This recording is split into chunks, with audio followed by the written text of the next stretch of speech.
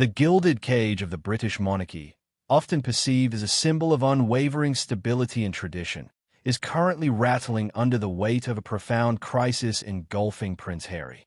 What began as a seemingly private matter, a U.S. visa application, has metastasized into a multifaceted drama playing out on the world stage, exposing deep fissures within the royal family, raising critical questions about immigration policy and the capricious nature of public perception, and highlighting the inherent tensions between personal freedom and public accountability.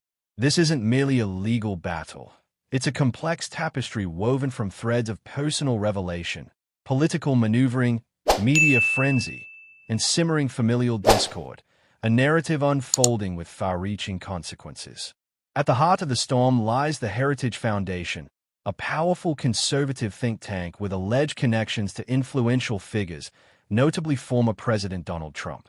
Their lawsuit challenging Harry's U.S. visa application is not simply a legal challenge. It's a calculated campaign, skillfully leveraging Harry's candid admissions of past drug use in his memoir Spare to question the veracity of his immigration documents. The Foundation's stated aim is to ensure the equitable application of immigration laws, but critics argue that their actions are politically motivated, using Harry as a pawn in a broader ideological battle. The timing of the lawsuit, coinciding with increasing political polarization and the potential return of Trump to the presidency, further fuels speculation about its underlying motives. The irony is stark and undeniable. Harry's deeply personal revelations in Spare, intended as an act of vulnerability and self-reflection, have been weaponized against him. His honest confessions about past experimentation with cocaine, cannabis, and psychedelics, freely admitted and seemingly inconsequential in the vast context of his life, are now being used to challenge his legal standing in the United States. This raises fundamental questions about the application of immigration laws, the potential for selective enforcement based on social standing, and the inherent contradictions in a system that ostensibly values transparency while simultaneously punishing it. The case has become a focal point for a wider national conversation about privilege, accountability, and the perceived double standards applied to those in positions of power versus ordinary citizens. The Department of Homeland Security, DHS, initially approved Harry's visa application, but the Heritage Foundation's lawsuit, though temporarily stalled, casts a long and ominous shadow.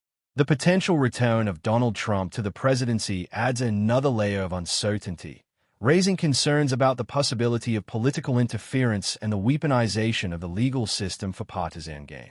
This isn't simply a legal battle. It's a political chess match played on a global stage, with Harry as an unwitting yet highly visible piece on the board.